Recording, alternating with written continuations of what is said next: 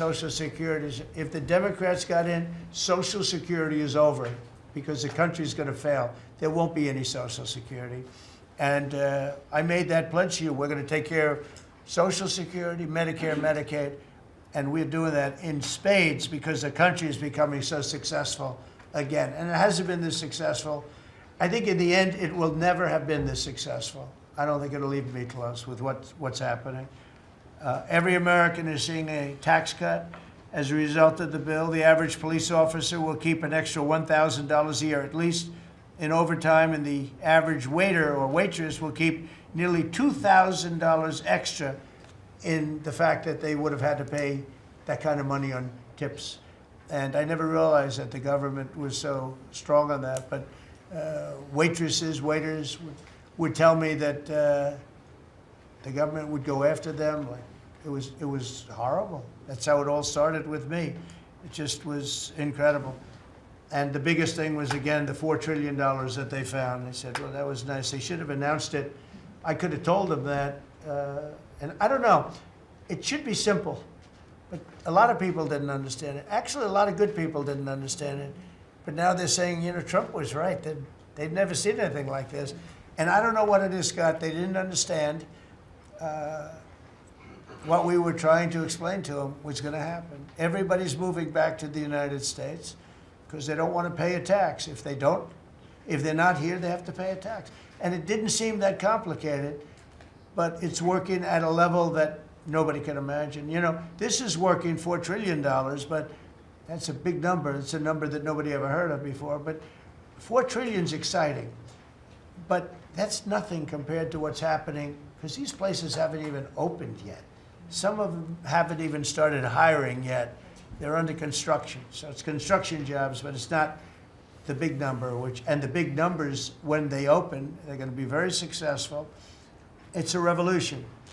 We're also working on things to ensure that the awesome power of artificial intelligence is used to benefit all Americans, including American workers and also American children.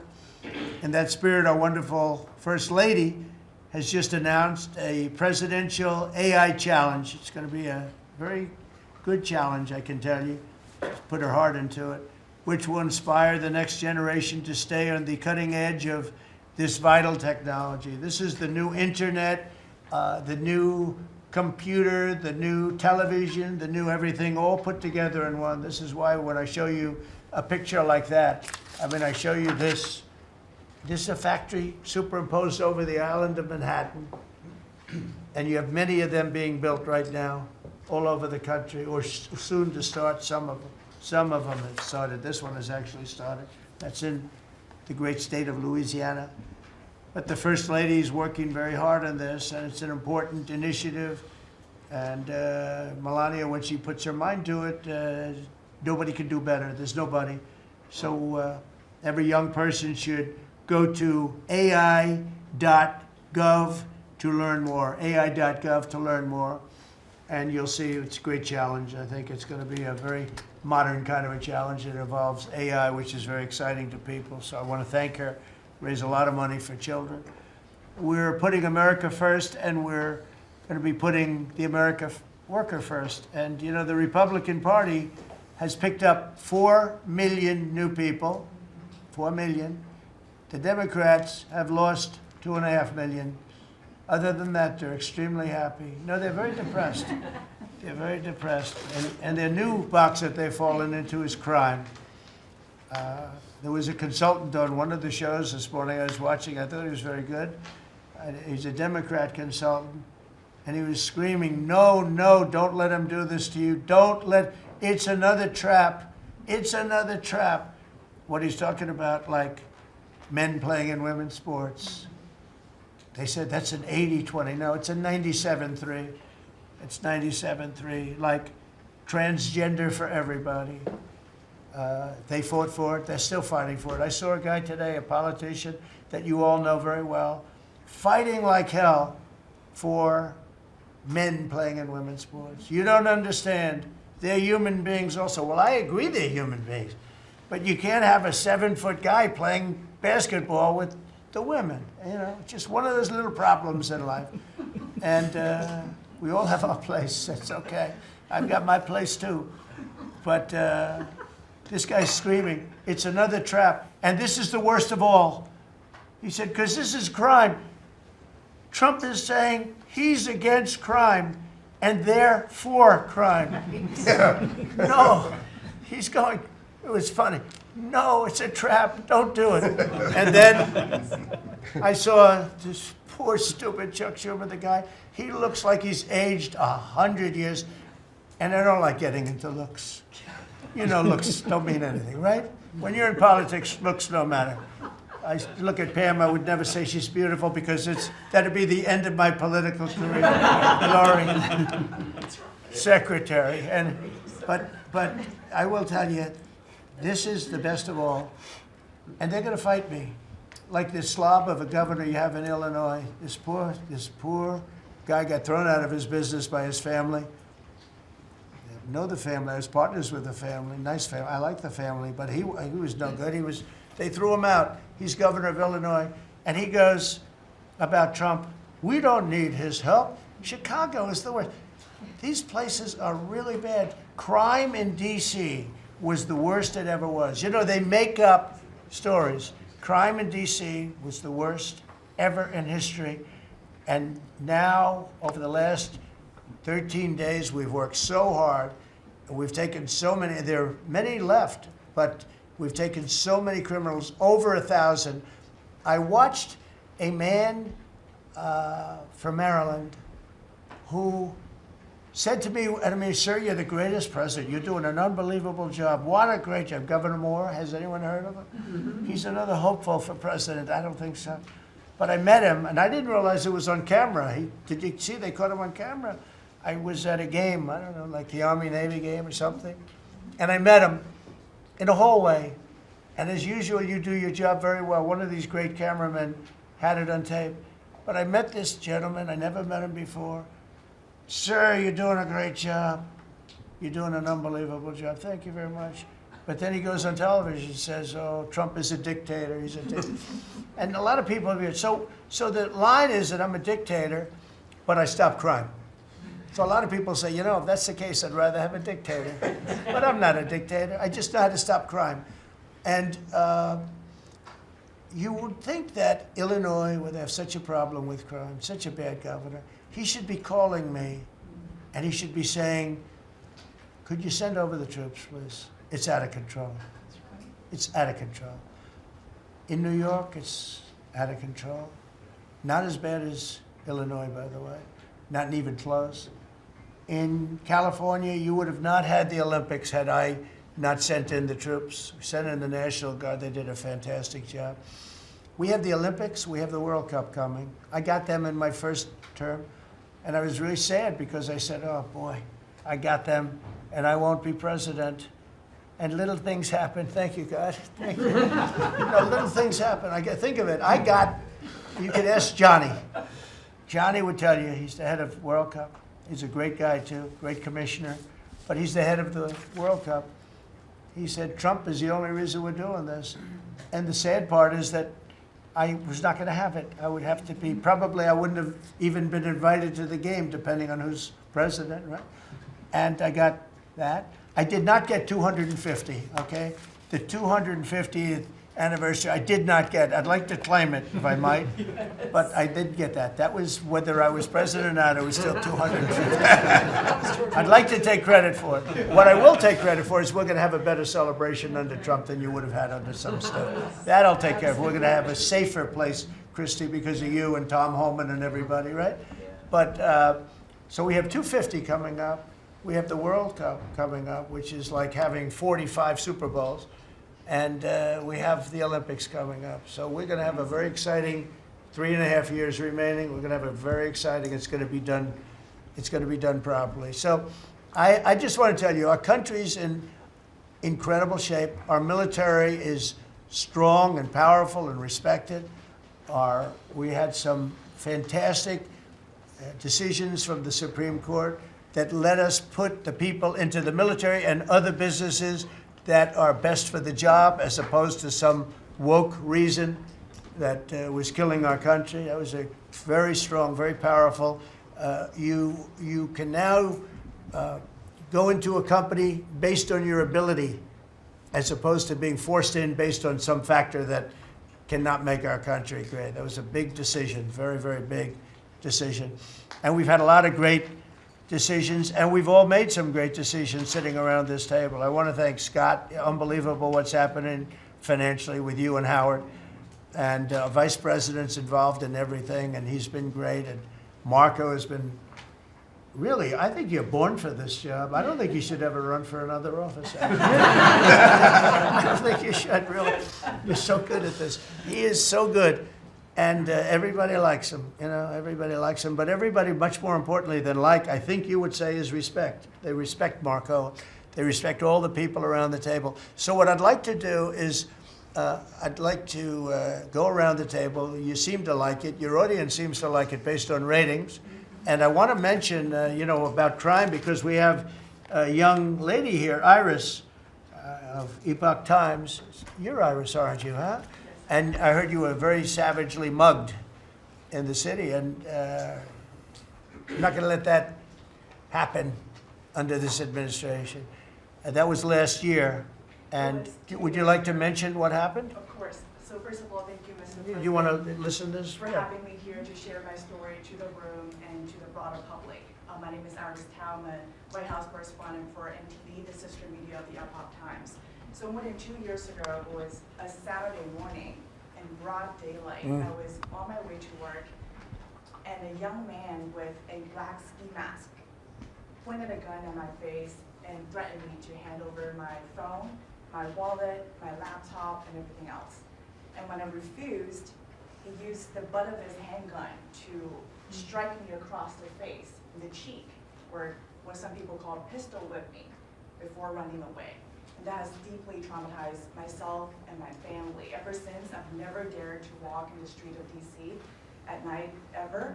And my family was extremely worried. So, Mr. President, thank you so much for what you're doing right now. Thank you, Iris, for being honest. Such incidents involve not just me, but also my family. If he had shot me, I could have died right there in the middle of nowhere without my families or my friends knowing, at the age of back then, I think 23. Right. Just starting my career here in DC without even starting a family.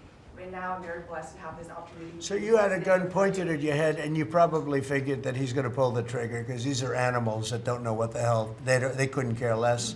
The pulling the trigger to him is a very minor event, and I'm sure he's done it before. So how did you, and you did refuse to give it, which would probably, maybe somebody would say that was not the right decision, right? Right. But you refused, but I understand that. So, and then he hit you real hard. Yes. It's really amazing that you weren't shot, though. I'm very blessed, and that's why having this opportunity to stand here to share my story today. One, I'm very grateful for God for allowing me to still survive to this day, but also to Mr. President. Thank you for now making DC safer. Thank you very much. For us, for our families, for my parents, on my behalf of my parents, and now my baby on the way. Thank you so much.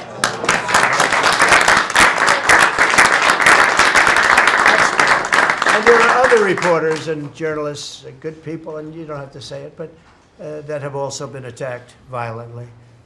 And not violently, too, but pretty badly. But, and I bet you see a big difference in the streets right now.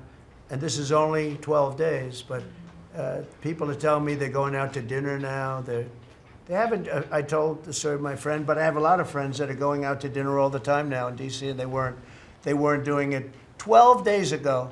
They would never even think. One of my friends went out 5 times. It was 4 times the last time I told. Now it's 5 times. He said, I love going out to dinner, and restaurants are starting to open again. A lot of them closed because, you know, nobody wanted to go into a restaurant. Nobody wanted to get to a restaurant or even sit in the restaurant. But you see a big difference now, don't you? I do pass by Union Station every day on my way home, and I do feel a lot safer seeing the trucks right outside, seeing the National Guard troops members right outside. It does make me feel like I'm hopeful about DC again, and one day hopefully we can raise our family here. Thank you very much. That's nice. And those are tough troops, too. Those are not politically correct troops. We don't have politically correct anymore. We have tough guys, tough people, including some tough women. But we have tough people, and when you look at them, I tell you, they showed one scene where a bunch of Tren de Aragua guys or whatever, maybe MS-13, maybe MSDNC, okay? Because to me, they're worse. I think they're worse. MSNBC maybe is worse than Tren de Aragua. Real scum, real dishonest people. But anyway, but they went into this gang, I think it was Tren de Aragua, Venezuela, and they weren't nice to this group of people. The gang was calling them sir. Yes, sir. Yes, sir. Get out of here. Get the hell out of here. You're no good. Get out of here. And yes, sir. Yes, sir. Yes. These are people that beat up people all day long. And they're calling these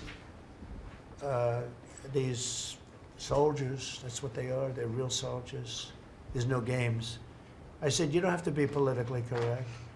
And you know the way they used to spit in the face of the soldiers, with the soldiers standing like this? And you'd have some guy or some woman sometimes screaming at them from 1 inch away. They're standing there and they're told you cannot do anything. And they start spitting, actually spitting in their face. And I said, you spit, we hit. And they're totally authorized to do that, all of those things. But your story is great, and there are other stories here, but they don't have to tell them. But some people are ashamed to tell them. They don't want to tell them. But it was like a jungle. And it's not a jungle anymore. And it's going to get so good that this will be the safest capital there is. It'll be one of the safest places in our nation, anywhere.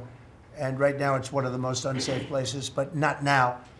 12 days ago, it was the most unsafe place in our nation. And they have to stop issuing false crime numbers because I mean, I heard the mayor, and I like the mayor, you know, fine. I don't care if I like her or not. If she did her job, I wish she were a horrible person who did her job. But she's probably nice, I guess. I don't care. I want her to do a job. But they issue false numbers. She said, crime is down, you know, before we got, now they can say crime is down. Crime is very much down. But what they did is they issued numbers. It's the best in 30 years. Not the best. It's the worst. It's the worst. It's much worse.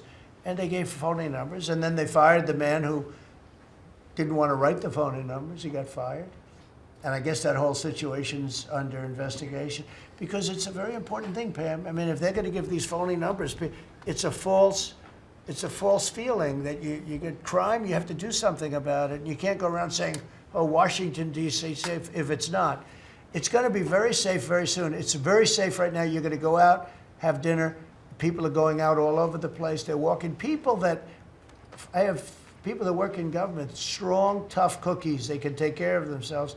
But it doesn't help to have big, strong muscles. And I work out. If a guy's over there with a gun shooting you in your face, you can be the strongest guy in the world. Guy has a gun, shoots you in the face. It doesn't matter how much you've worked out, how many weights you've lifted, how hard you work. And so we have the toughest guys and we have the best guys. And I'm willing to go to Chicago, which is a big trouble, but we have a governor that refuses to admit he has problems, huge problems.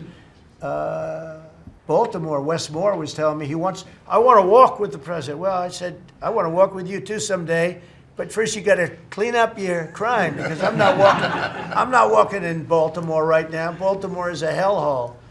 And this guy, I don't even think he knows it. He's another candidate for president. Between him and Newsom, you got some real beauties, I'll tell you. But if we didn't go into Los Angeles, you wouldn't have the Olympics. In my opinion, you wouldn't have the Olympics. We went in, and the sheriff, the boss, said, thank God they're here. You could see his tape. He said, we were not able to control what was happening. That was the sheriff. And he said it loud and clear. And you know, they're suing us for going in and cleaning up crime. And yet their own sheriff said, on the first or second night, he said, we could have never handled. That was going to be, you were not going to have the Olympics or the World Cup, because that would be, there wouldn't be anything left. They shouldn't have lost 25,000 houses. The water was turned off from the Pacific Northwest. And I was after them in my first administration, turn on the water, turn it on. Nobody could have believed this could have happened. But they had no water in the fire hydrants. They had no water in the sprinkler systems that people put up in their ceilings. There was no water. And yet we have tremendous amounts of water. They send it all into the Pacific Ocean, trying to protect a certain little fish that's not doing well, because it doesn't do well without water either. And it shouldn't be a protected, because it shouldn't be a protected species. But I think that's actually just an excuse.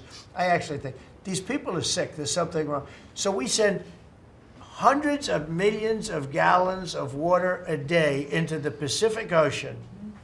They turn a valve, and the valve heads out, and we turn the valve back. I actually had to do it using force. We turned the valve back, and now they have water, but not as much as they should have, because they should, and I'm telling Gavin Newsom by this conversation right now, turn the rest of the water on. Turn it on. So things are done that are so sad in this country. Lack of common sense. I like to say the Republican Party is the party with common sense. We're smart, we're sharp, we're this to that. They're smart, but they're radical left people.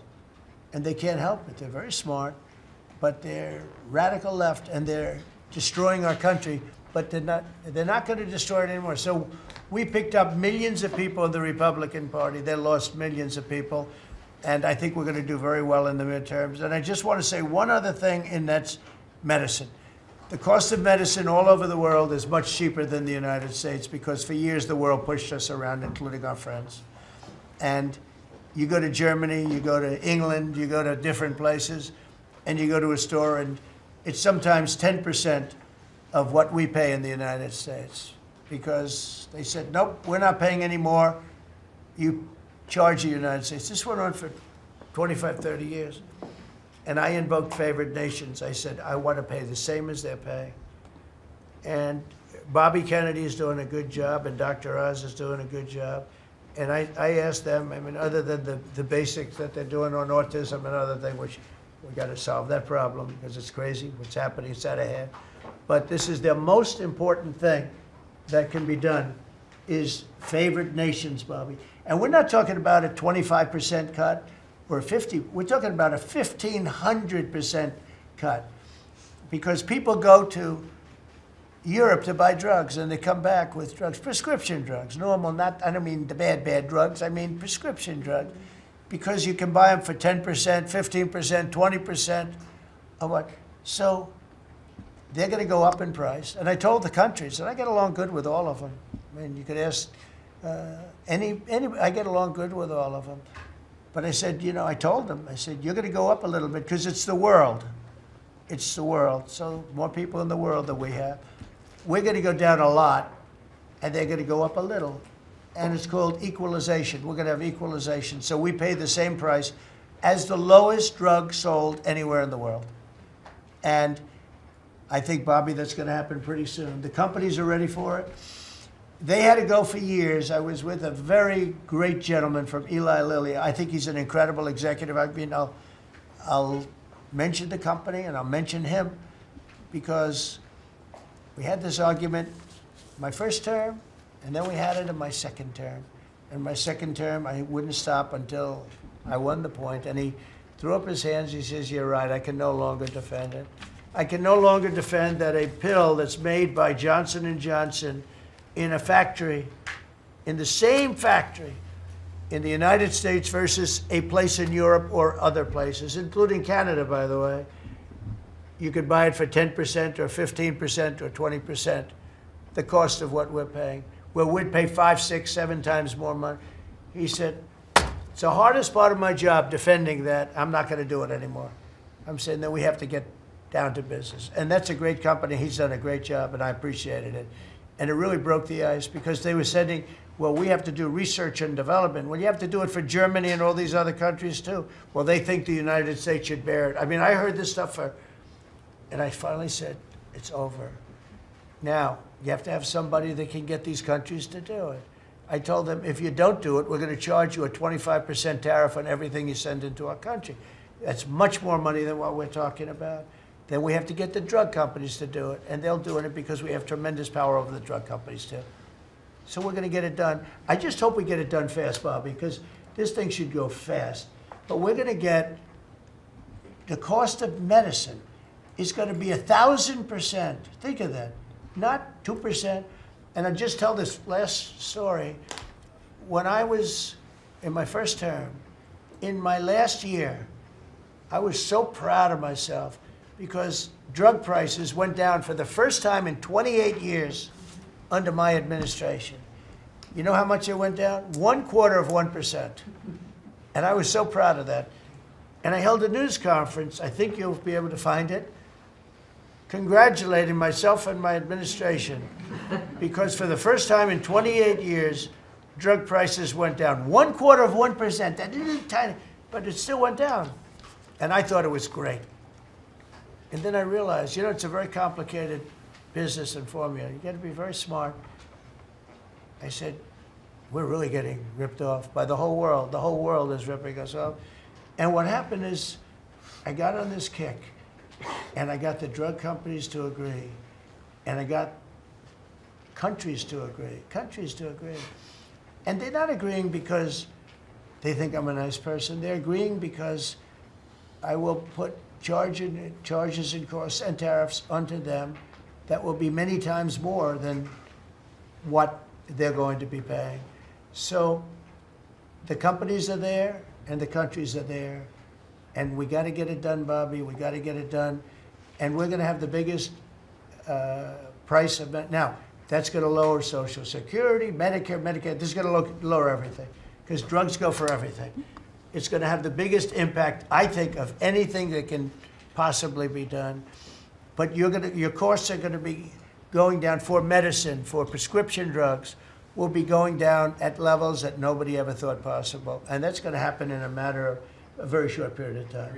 And we're all set with the countries, and we're all set with the companies. That's all you need, the two. And the middleman gets cut out. Under this scenario, the middleman doesn't exist anymore. That was the other thing. They always blamed the middleman. I said, who are the middlemen? Nobody knew who the middleman was. You know, That's right. they had the most complex formula.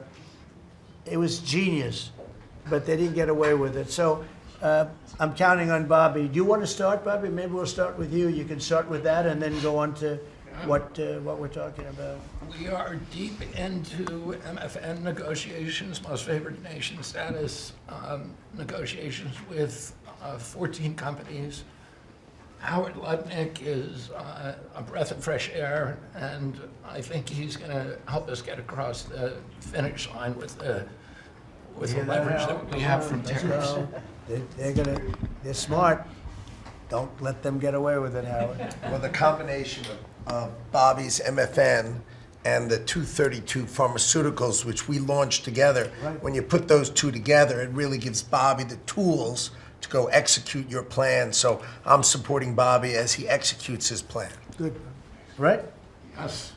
And this cabinet meeting is supposed to be about working Americans and bringing jobs back to this country, and particularly rural America. And I want to mention the big, beautiful bill. Right now, we spend 7% of Medicaid dollars on rural hospitals. So they're getting the short end of the stick. It's about $19 billion a year. Under the Rural Transformation Program, we give them an extra $10 billion a year. So we're raising an infusion of cash to rural hospitals and rural communities by 50%. It's going to be the biggest infusion in history, and it's going to restore and revitalize these communities. And we can't survive as a nation if we don't honor our rural communities, which are the source of our values, our virtues, our character, our economy, our food. And you are bringing that back. You are bringing those communities back. I wanted to talk, because you mentioned the wind farms, we now have an interdepartmental coalition, a team, which is Doug Burgum and Howard Lutnick and Chris Wright and Pete Hegseth, who are all working on this issue. And Lee. Sorry, Lee. We're all working together on this issue. We're meeting together. There are right now 11 wind farms planned that were launched during the Biden administration. Between Maine and Virginia, it's 1,130 towers. These towers are twice the size of the Washington Monument. The blades on them They're are massive. It's so crazy. the Go ahead. blades are 350 feet long, one blade. One of these blades blew up on Nantucket last summer, and the water was filled with shards of glass, of sharp glass, so it was dangerous to swim. They had to close the beaches, but they have indemnified themselves so the local communities can't sue them.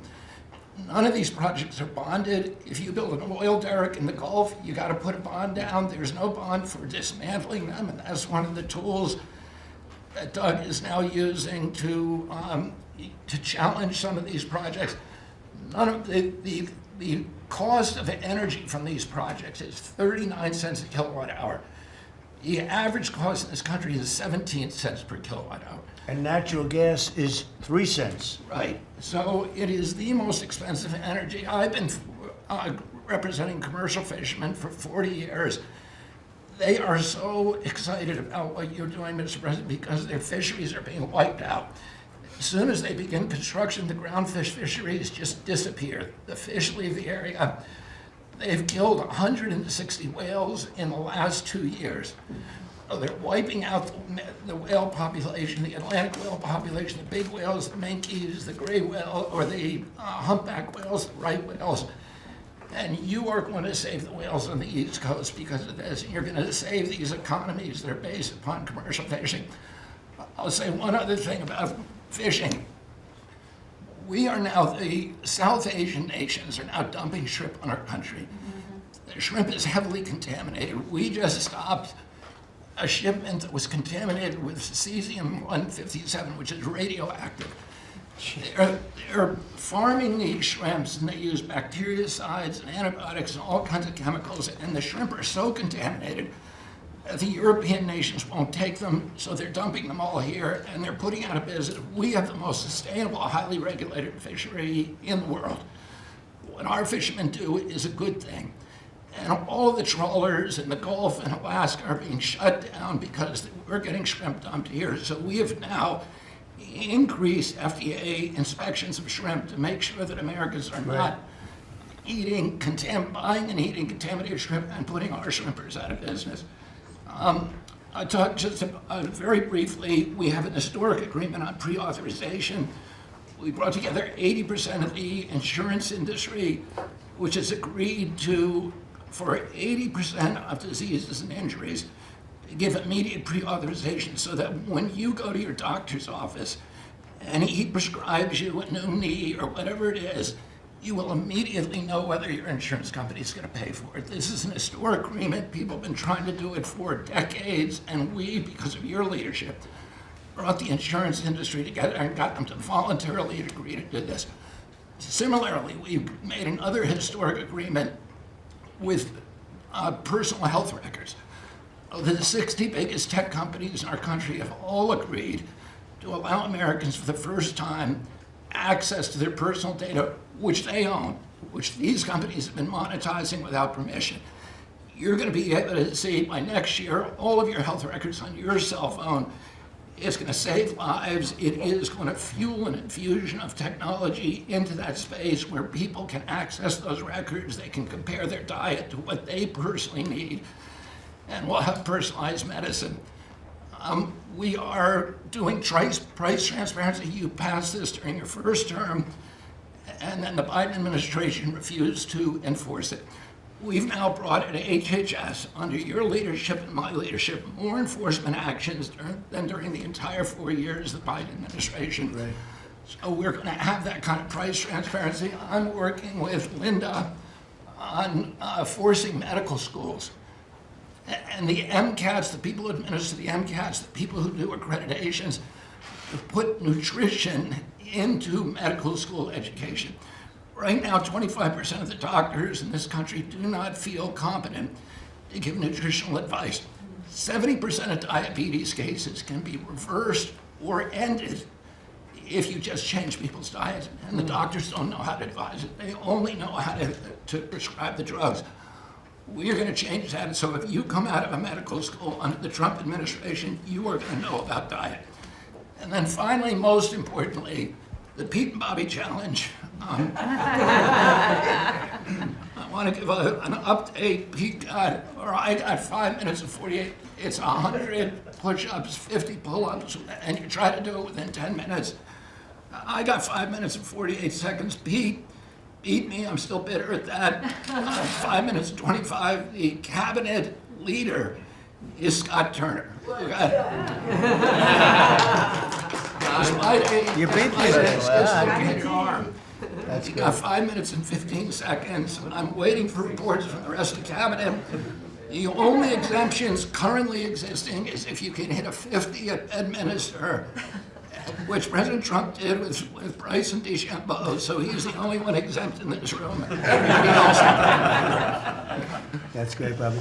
Bobby, autism, if I could just, I don't want to go too long because we have a lot of people, but the autism is such a tremendous horror show, what's happening in our country and some other countries, but mostly our country. How are you doing on that? We are doing very well. We will have announcements as promised in September. We're finding interventions, certain interventions now that are clearly, almost certainly causing autism. And we're going to be able to address those in September. It's such a big day. I'm looking forward to that day because there's something wrong when you see the kind of numbers that you have today versus 20 years ago. And those numbers, what are those numbers, Bob? Well, in 1970, the biggest epidemiological study in history was done in Wisconsin. They looked at 900,000 children, and they were looking for autism. They knew what it looked like, and they were very, very precise about it, and they found an incident rate of 0.7, in other words, less than 1 per every 10,000 children. Today, our most recent numbers are 1 in every 31 kids. It's probably actually much worse than that because California, which has the best collection system, is reporting 1 out of every 19 children, American children, has autism, 1 in every 12.5 boys. So it's gone from less than 1 in 10,000 in 1970 to 1 in 12.5 boys. Think of those numbers. So there has to be something artificially causing this, meaning a drug or something. And I know you're looking very strongly at different things, and I hope you can come out with that as soon as possible. We will. So 1 in 10,000, and now it's 1 in 31 or 34 or 12 if it's a boy. Can you imagine that? 1 in 12. That's for a boy. 1 out of every 12.5 boys. It's not even believable that that could be. And that was 1 in 10,000 not so long ago. I've been hearing these numbers, that, and they get worse and worse every year. There's got to be something. I think there's nothing, including favored nations and everything else, there's nothing that can be, if you can find out the reason that that's happening, and I know we're gonna do some things. I think it's, I think we maybe know the reason, and I look forward to that press conference, to be with you on that press conference. That's going to be a great thing. Thank you, Bob. You're doing a great job. Linda, how about it? And we want nothing less than $500 million from Harvard. Don't negotiate, Linda. They've been very bad. Don't negotiate. Go ahead. All that's working well. Mr. President, thank you very much. Since we are focusing today on Labor Day, and I know that Kelly and Lori are both going to echo some of the things that I'll say as well, we are really focusing, on our workforce. But what I'm finding with great joy around the country is that states really are being innovative and working more with middle schools and with high schools to make sure that we are having hands-on learning. There are pathways to jobs that are happening now. And if we see more and more of our community colleges working with our middle schools and our high schools so that high school students are graduating not only with a diploma, but a certificate that they have worked with, perhaps with a Toyota or another company that is coming in, public-private partnerships. And they're learning on the job so that when they graduate from high school, they're ready to go into the workforce, because we know with all of these wonderful jobs that are coming back into the country through AI, through just our normal jobs, we need electricians, HVAC operators, etc. If we don't have this training, we're not going to have the workforce we need for all these wonderful jobs. So governors are really excited about this prospect. I've been now to several states and visited community colleges and tech schools with governors, and they're just all on board for getting this done. I think it's one of the best things that we're hearing relative to the job market. So we're just kind of focusing on that for today. So we're bringing education back to the states, to put it in a more simple fashion. We're going to let the states educate our children again. And, you know, we're rated out of 40 countries, we're 38, 39, or 40. So obviously, it's not working what they've been doing for the last 30, 40 years. And if you go back, the best are like Norway, Denmark, Sweden, some of the other, Finland, they're very highly rated. If you go back to just take a look at anything you want to do, you just look at us in the past. If we gave Iowa or gave Indiana or gave, and I don't say every one of them, you know, a guy like Gavin Newsom's not going to do well. Certain states won't do well. But even California, you cut it up into sections. You have Riverside, you have this, you have that. You cut it into 5 sections. And, you know, if you had a good governor, you'd be able to do well. But certain states will be able to compete with Denmark, Norway, Sweden, and everyone. It'll be just as good. So I figure you have close to 40 of those states. Mm-hmm.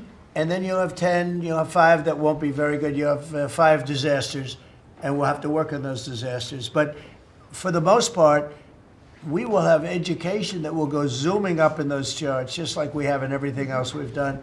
And I think it's one of the most important things we're doing at this table.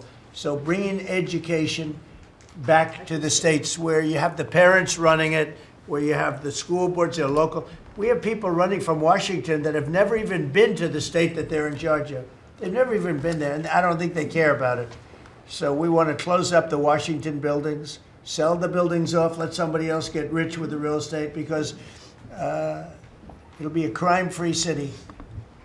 By the way, speaking of that, anybody murders something in the Capitol, capital punishment, capital punishment. If somebody kills somebody in the Capitol, Washington, D.C., we're going to be seeking the death penalty. And that's a very strong preventative. And everybody that's heard it agrees with it. I don't know if we're ready for it in this country, but where you have it, it is, we have no choice. So in D.C. and Washington, states are going to have to make their own decision. But if somebody kills somebody, like you could have been killed, very lucky you didn't get killed, it's the death penalty, okay? Fantastic job you're doing. Thank you, Linda. Very much appreciated. How are you doing with the colleges, by the way? You're doing some pretty good work in terms of getting them to treat people fairly. Well, interestingly enough, since we've been negotiating with some of the Ivy League schools, I have presidents of universities calling every single week. They want to sit down and talk to us about all of the steps that they are taking, because they would like to not come under the same investigative program, and so it is having its desired effect. That's great. So if you fire a shot across the bow, and the big guys, people kind of step in line and know you mean business, and we have teeth in these agreements, and I'm proud of the work that we're doing there. Well, they misbehaved, and some of these schools are getting billions and billions of dollars, and they misbehave, so that's it. And so one way or the other, we're going to win that whole thing. It's going to straighten them out. Okay? Thank you. Great job. Thank you. Lee, please. Mr. President, the Trump EPA has a special Labor Day message to America's workforce, especially our auto workers, our coal miners, our steam fitters, our pipe fitters, and the list goes on. See what a difference a year makes. A year ago, the way that the Environmental Protection Agency was operating, the choice was made to protect the environment. We would have to strangulate the economy. That's the way that the EPA operated for years. There was a binary choice. We had to choose one or the other. The Trump EPA completely rejects that. See, we choose to protect the environment and grow the economy. And a very special shout out to Russ Vogt and his team at the Office of Management and Budget. We give him a lot of work. He's happy to do it.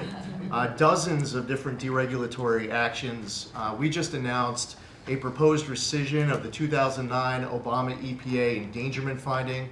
all of the light, medium, and heavy-duty vehicle regulations that followed. It is the single largest deregulatory action in the history of the United States government.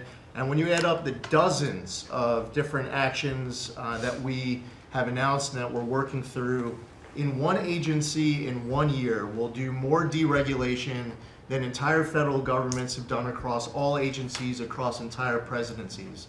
And what we are accomplishing would not be possible if not for the support of the rest of this team you've assembled around this table. The well-oiled, well-wired machine at the White House, led by Susie Wiles, and the DCOSP, the policy shop, led by Stephen Miller, they have been amazing to work with. I was just in Iowa with Administrator Loeffler, who made an announcement with Secretary Rollins to reverse the deratement on diesel exhaust fluid systems. Mr. President, you said you wanted water flowing faster. Working with the Secretary of Energy, we've done our part to do that, to get gas cans flowing faster, to stop that annoying start-stop feature in vehicles. See, people out there might say, well, why are you focused on all of these little things? If it's little to you, it doesn't mean that it's not a very big deal for millions of other Americans. The charge was clear when you called me in November and you asked me to do this job. Clean air, land, and water for all Americans. Unleash energy dominance. Advance cooperative federalism, permitting reform, make America the AI capital of the world, bring back American auto jobs. What we are accomplishing now, again, wouldn't be possible if not for your leadership. I'm grateful to the American people for electing you and our amazing Vice President.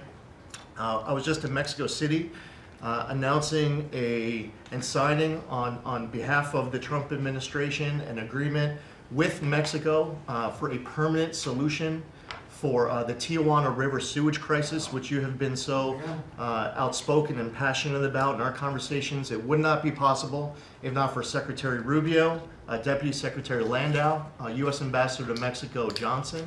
The team at the State Department has been incredible. The work with the NEDC on permitting, to be able to get new pipelines built, to get new factories started. The list, it's amazing. You know, somebody out there might not realize the relationship between the Environmental Protection Agency and the Department of Defense. The amount of work with Secretary Hegseth and the Army Corps, from responding to the LA wildfires, to getting more water flowing in California, which is also something that Secretary Burgum is involved with, to helping the farmers, the ranchers and landowners to revise the waters of the United States definition so they don't have to go hire an attorney or consultant to tell them whether or not a water on their property is subject to federal regulation. Thank you for putting this entire team together. It's an honor to be at the Trump EPA, where we choose to both protect the environment and grow the economy. It's a very happy Labor Day for America's workforce. And Lee, in Los Angeles, if you could, because of the fires, Lee was there, and as you know, we have very strict federal rules having to do with the rebuilding of those houses. And Lee was able to get the approvals done for everybody immediately. It was so fast, nobody could believe it. And the mayor and the governor still haven't gotten their approvals. And they're going to have riots out there for that reason. These are great homeowners. They want to build their house. They can't get approved because you have the mayor, Bass, who has no idea what she's doing. And you have a governor who is just such a bad governor. And the people are unable to build their house. The toughest permit to get was the federal permit by far. And yet he got them all in a short period of time after the fire. How long did it take? Well, Mr. President, you came in, signed an executive order, and told the EPA that we had less than 30 days to complete our hazardous material removal, which the initial response, once all of our heart rates went down a bit, was just to figure out how to get it done. We got it done in just less than 30 days. The Army Corps of Engineers then comes in for the debris removal. The federal government, in clearing over 13,000 properties that were destroyed because of these wildfires. We've got to the point today where property owners all across Los Angeles, they're grateful to the Trump administration. They're happy that we did our part, but they are desperate to rebuild. And there is not a single green light approval that they are waiting for from the Environmental Protection Agency The EPA and the Army Corps of Engineers proudly have done our work. It's important for those local officials to let these property owners build on their land. It's their property. It doesn't belong to the mayor of Los Angeles. And they need to represent their people better. They're ready to build. When will they have their permits from Los Angeles? Well, here's the problem, Mr. President, is that they have been ready since the moment we were done with the federal part. I mean, I was visiting a week after. Actually, I thought my first trip was going to be to Los Angeles. However, the moment I got confirmed, the vice president said, "You're going to East Palestine right away." So that actually ended up being the first visit because the vice president's so passionate about that from the great state of Ohio. Then we went to Los Angeles from there. We're talking about the beginning of February, where we were meeting with property owners already. They were already all set up. They had the contractors. It was the beginning of February, and they were waiting for green lights from Los Angeles to be able to go onto their property and start rebuilding. Some of the same people who were waiting for a green light ready with the contractors at the beginning of February are still waiting now in the middle of August. Let these Californians rebuild. And they're talking about also taking away some of the properties and building low-income housing on those properties. They're going to have problems like they've never had before. These people don't know what they're doing. So we have all our everything the federal government has to do was done long ago. They should have been. I went to a town hall with Lee, but we were there, and the mayor was saying it would take 2 years, maybe 3 years to get this approved. I said, no, not 2 years, 2 days. They should have it in 2 days. And I toured the site, and I met 100 homeowners, all standing in front of this site a couple of days after the fire, and they were ready to go right then. They wanted to just build right then. And the city won't let them do it. Los Angeles, I don't think it's that they won't. I think they're incompetent, okay, to be honest with you. I think they just don't know how to go about it. It is so badly run by Newsom and by Mayor Bass. Mayor Bass, she was in Africa during the fire. She knew the fire was starting to rage, and she decided to take a trip to Africa. These people are they're just bad. You know, you talk about make America great again. They could never make America great again, but we are doing that. Congratulations, you found some interesting things, Tulsi. Sir. She's becoming a bigger and bigger star every day. She found a lot of good things. Go ahead. Thank you, sir. As we approach Labor Day weekend here, this is just such a great opportunity really to recognize your leadership as a true champion for working people. And I know we'll hear as we go around the table here how your focus singularly on putting the well-being and interests of the American people first is that common thread that we're seeing in your policies being implemented across your administration. For ODNI, number one, our focus is and must always be making sure that our intelligence community is focused on our mission, keeping the American people safe, secure, and free. We're doing great work on this front. I'll point out our National Counterterrorism Center, led by Director Joe Kent, are working across different agencies with Homeland Security, DEA, FBI, and others to catch terrorists, both those who are trying to come into our country, those who may already be in our country. They are finding the worst of the cartel bosses and making sure that they're not able to continue to wreak havoc and terror in our communities. Secondly, Mr. President, you have charged me with the mission of finding the truth and telling the truth to the American people. And we've exposed some of the worst examples of the weaponization of intelligence in the last several weeks. I will continue down that mission and that path wherever it leads. Transparency, telling the truth is what will drive true accountability for the American people who deserve nothing less. And lastly, Mr. President, all of us are charged with being good stewards of taxpayer dollars. I've gone through a reorganization for ODNI that we've announced in the last week. We've cut nearly half of redundant, unnecessary functions within ODNI, saving taxpayers over $700 million a year. We will continue focusing on our core mission in keeping the American people safe, and appreciate your leadership and your focus on this most critical task.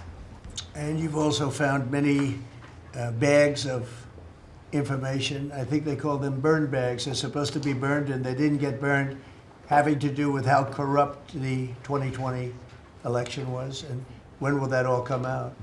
Mr. President, I will be the first to brief you once we have that information collected, but you're right, we are finding documents literally tucked away in the back of safes in random offices in these bags and in other areas, which again speaks to the intent of those who are trying to hide the truth from the American people and trying to cover up the politicization that was led by people like John Brennan and James Clapper and others that have caused really immeasurable harm to the American people and to our country.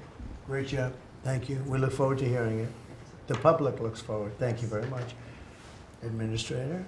Thank you, Mr. President. Well, everyone knows there's no stronger advocate for hardworking American families than you, sir. Thank you for the largest tax cut in American history for working families. The average family of four is going to save about $10,000 take-home pay more a year. And what we're seeing is an increase in the child tax credit, the increase in the standard deduction. Hardworking families are going to benefit from this bill, and small businesses. There's no bigger beneficiary than Main Street, because small business makes up 99% of all businesses in this country. I've traveled to nearly half of our states, 24 unique states. I've made 40 state visits. In fact, I was with our great vice president at a small business manufacturer in Georgia last week. I was with a trucking company in Ohio. I was in Michigan at a motorcycle manufacturer. The return of Made in America is going to be driven by small businesses, because 98% of all of our manufacturers in America are small and medium businesses, 600,000 factories that employ 5 million people. And as Secretary McMahon mentioned, this work-based learning that is going on in professional and trade schools is real. I've visited them from Utah to Maine to Georgia and seen this revolution in education happening. So small businesses need skilled labor. Now that you solve for inflation, for the taxes, every Democrat voted for a $4 trillion tax increase on the backs of hardworking Americans. And so you prevented that. And now we've got fair trade. And thanks to Administrator Zeldin, we're seeing deregulation. I mean, this diesel exhaust fluid crushed farmers and construction and other heavy industry. So rolling that back makes a real difference for small business. And your domestic economic agenda is amplified through small businesses, which is why small business optimism is above its 53-year average, finally. Yeah. And so Main Street appreciates it. What Main Street wants now is a rate cut. They feel burdened by high interest rates. They would grow higher and expand more if they could, but the interest rates are really hurting them. And finally, I want to say thank you for your executive order on debanking. We're about to announce a major investigation on debanking. It happened to you and your family. It happened to me. It happened to thousands and thousands of Americans, and unfortunately, disproportionately on those that had conservative values, on Christians, on pro-life, on 2A businesses. And so we're going to be talking to the banks about that. The SBA operates the largest government business loan program in the federal government. We have a network of 5,000 banks. So we're going to be making sure that that never happens to anyone again. Great job. You're doing a great job. Thank you very much. Christy? Well, Mr. President, first of all, thank you for the opportunity to work for you. And you committed when you ran for president to make America safe again. And today, the average family and individual that lives in this country is safer than they've been in years because of what you've done. We've got 3 months in a row now with us still, helping us keep that border secure and make sure we know who's coming into this country. You've arrested and brought to justice hundreds of thousands of illegal aliens, of criminals that have perpetuated violence against American people. Sir, you've had 1.6 million people voluntarily go home to their home countries that were here in this country illegally. Because of your strong message and you enforcing the law, they decided to go home on their own so that they could come back the right way someday and be American citizens. But what I think is one of the most remarkable statistics is that under Joe Biden's administration, 88% of new jobs went to foreign-born individuals. Under your administration, 2.5 Americans have jobs today that they didn't under the previous administration. And they have those jobs because you created opportunities. You made this country safe, you opened up the economy, you enforced the law. Now people can get up and provide for their families. and go to work every day and be confident in that. And the last thing I would say is that it's incredibly important to know that every one of those illegal aliens that has gone home, they were costing us about $8,700 to $9,000 a piece in what they were taking out of our social programs, out of Social Security. You've saved this country billions of dollars, about $15 billion, just in what those illegal aliens were costing us in social programs. I've cut over 450 different contracts at the Department of Homeland Security. We're getting rid of corrupt ones that were not efficient for taxpayers, weren't focused on our mission of keeping us safe. And we've also renegotiated and brought in our biggest vendors that said you have to do better. And we've saved the taxpayers over $13 billion doing that as well. So we're continuing to be accountable to taxpayer dollars, but sort of focused on doing the mission of what you've committed, and that's to keep us safe and to make sure we put Americans first. Well, great job, and great job on the border. We had millions and millions of people coming in. To think 3 months in a row, 0. Incredible. That's some job. Thank Tom and everybody. And Pete, good job. Not surprised. Thank you very much. Chris, please. Chris. Sorry about that, Mr. President.